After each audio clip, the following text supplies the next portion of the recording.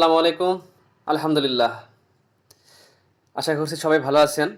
অবশেষে খামারের জন্য একটি ঘাস কাটার মেশিন কিনে ফেললাম। এটি হচ্ছে আমাদের বাড়ির পেছনে মেইন রাস্তার সাথেই একটি ঘাসের জমি। এখানে আমরা আ পাকচুন এবং যারা ঘাস চাষ করি খামারের জন্য। যা আজকে একটি অভিজ্ঞতার কথা শেয়ার করতে চাই যে ঘাস কাটার মেশিন আসলে কি দরকার? খামার করতে হলে কি আসলেই ঘাস কাটার মেশিন দরকার? আর যদি দরকার হয় কতগুলো গরুর জন্য একটি মেশিন দরকার? অথবা কোন ধরনের মেশিন কিনবেন? এটার উপর মানে এই বিষয়টা কিন্তু খুব গুরুত্বপূর্ণ একটি বিষয়।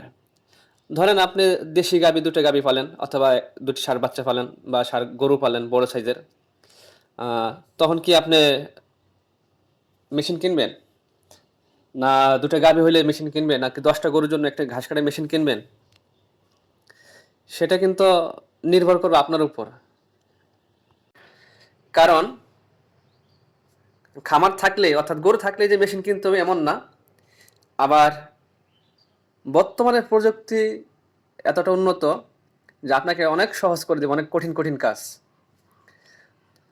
তো সেক্ষেত্রে আমরা এখনো অনেকটাই প্রযুক্তি নির্ভরশীল হয়ে পড়তেছি।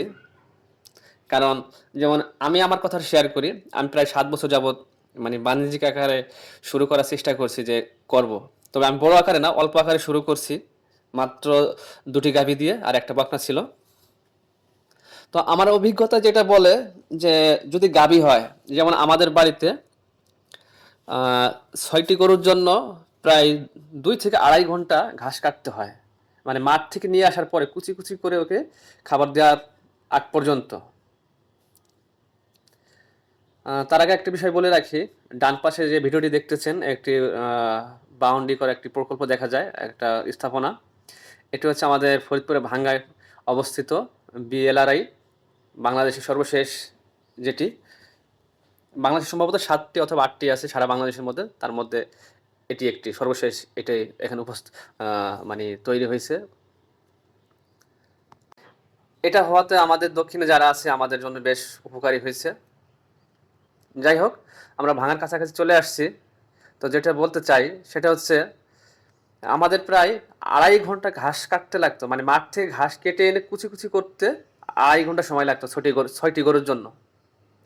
তো সেক্ষেত্রে মানে শরীরের উপর এত প্রেশার পড়তো, এত কষ্ট হইতো যেটা বলার মতো না। আমরা মূলত ওই যে গোস্তের দোকানে যেমন চাপাটি দিয়ে গোস্ত কাটা হয় ঠিক ওইভাবে কাঠের একটি খাটের উপরে বা এই যে খাইটে বলি আমরা, ওইটার উপরে চাপাটি দিয়ে কোবায়, কোবায় কাটতাম।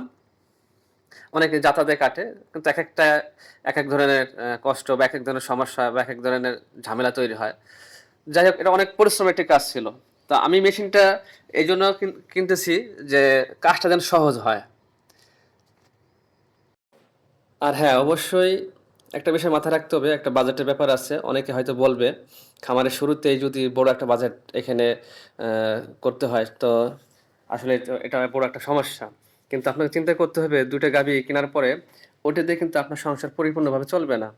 কারণ যেহেতু আপনি খামার করতেছেন, তো সেখানে আপনার সময়টা অনেক একটা মুখ্য বিষয়। কারণ সময় সেভ করতে গেলে আপনাকে মেশিন নিতেই হবে। আর মেশিনের বিকল্প কিছু নাই। তো সেক্ষেত্রে আপনারা ২ টি গাভীর পাশাপাশি একটা মেশিন নিতে পারেন যাতে করে আপনার কম হইলেও সারাদিনে ২ ঘন্টা সেভ হবে। আর ২ ঘন্টা মানে অনেক কিছু।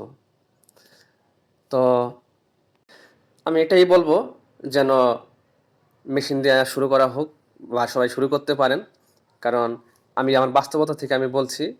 কারণ আমার বাবা ঘাস কাটতেন। তার হাতের অবস্থা খারাপ হয়ে গেছে। কারণ চাপা দিয়ে কোপাইতে হবে অথবা কাঁচি দিয়ে কোপান যেভাবেই কাটেন না কেন সমস্যা এবং সময় পাওয়া যাবে না। অন্য কাজে আপনি সময় বের করতে পারবেন না। তো বিকল্প হিসেবে আপনাকে এটা নিতেই হবে। যাই হোক আমরা এখানে আসা পর্যন্ত আমাদের মোবাইলের ব্যাটারি শেষ হয়ে গেছিল। আমরা আর ভিডিও করতে পারি নাই। এটা হচ্ছে ভাঙা বাজার। এখানেই আমার মেশিনটা আসছে। আমি এখান থেকে মেশিনটা নিয়ে পরে বাড়িতে চলে আসছি। তো মেশিনের আপডেট ইনশাআল্লাহ আপনাদের মাঝে দিব এবং এটার ফলাফল কেমন বা কোন ধরনের মেশিন কিনবেন ইনশাআল্লাহ সে বিষয়ে কথা হবে। তো সবাই ভালো থাকবেন। আসসালামু আলাইকুম ওয়া রাহমাতুল্লাহ।